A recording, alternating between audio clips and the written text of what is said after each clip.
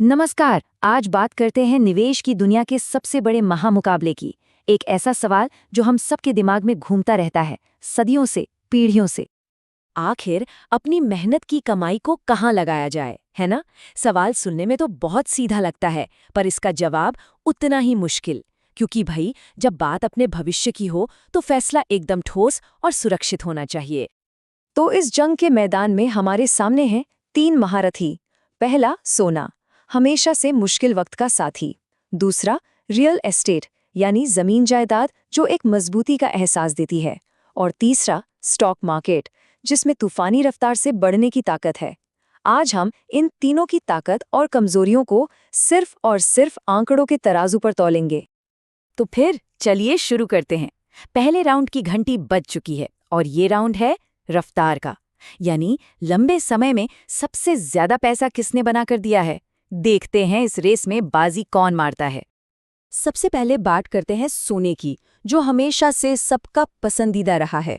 अगर पिछले 25 सालों का हिसाब किताब देखें तो सोने ने हर साल औसतन करीब करीब 10 से 11% का रिटर्न दिया है।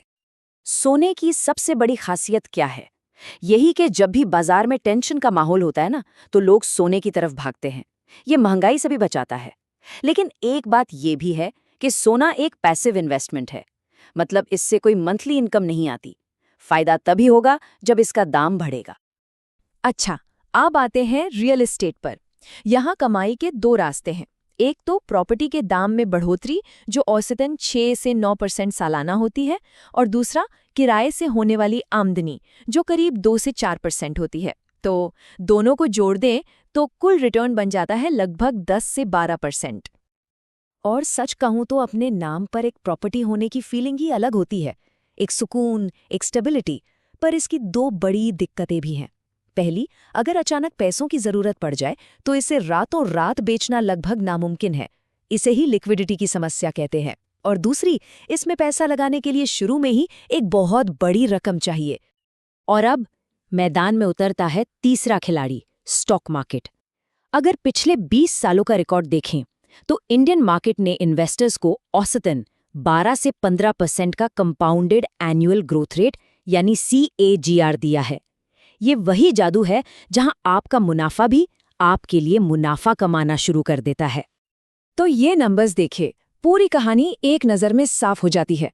जब बात आती है लंबे समय में सबसे ज्यादा रिटर्न की, तो स्टॉक मार्केट इस रेस का क्लियर विनर है, कोई शक नहीं। आंकड़े तो पूरी तरह से एक तरफा हैं, लेकिन अगर फैसला इतना ही सीधा होता तो ये बहस आज भी क्यों चल रही होती? तो क्या कहानी में कोई और पेंच भी है?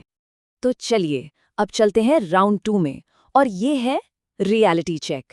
यहाँ हम सिर्फ रिटर्न्स की बात नहीं करेंगे, बल्कि इन तीनों की असली जमीनी हकीकत को समझेंगे।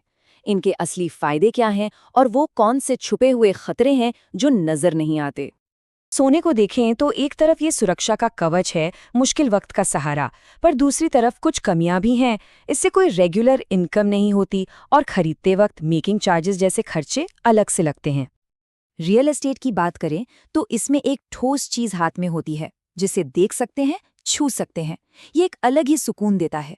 लेकिन इसके साथ प्रॉपर्टी टैक्स, मेंटेनेंस, ब्रोकरेज जैसे कई खर्चे भी जुड़े होते हैं। और जैसा हमने पहले भी कहा, इसे बेचने में टाइम लगता है। और अब स्टॉक मार्केट।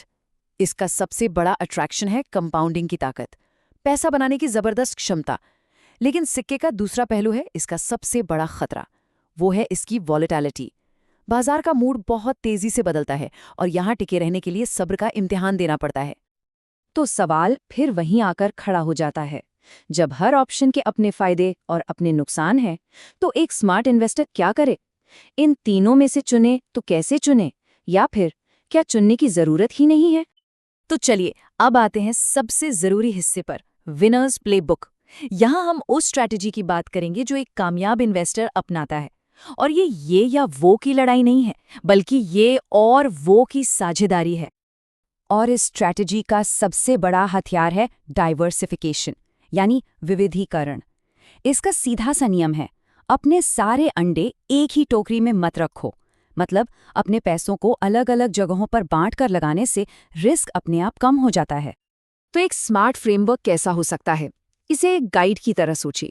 मान लीजिए शॉर्ट टर्म के लिए पैसों को सेफ रखना है तो सोना एक अच्छा ऑप्शन है। अगर लंबा सोचना है, 10-15 साल में वेल्थ बनानी है, तो स्टॉक्स बेस्ट हैं। और अगर हर महीने एक रेगुलर इनकम चाहिए तो रियल एस्टेट की तरफ देखा जा सकता है। और हाँ, अगर किसी को ये लग रहा है कि ये सब तो बड़े बड़े इन्वेस्टर्स की बातें हैं, तो ऐसा बिल्कुल भी नहीं है। आज के ज़माने में म्यूचुअल फंड्स के जरिए बहुत छोटे अमाउंट से स्टॉक मार्केट में और रीट्स के जरिए रियल एस्टेट में इन्वेस्ट करना मुमकिन है। बस ज़रूरत है एक डिसिप्लिन तरीके से चलने की और बाजार के उतार चढ़ाव से घबरा के फैसले ना लेने की। और इस पूरी बातचीत का निचोड़ बस इस एक लाइन में है।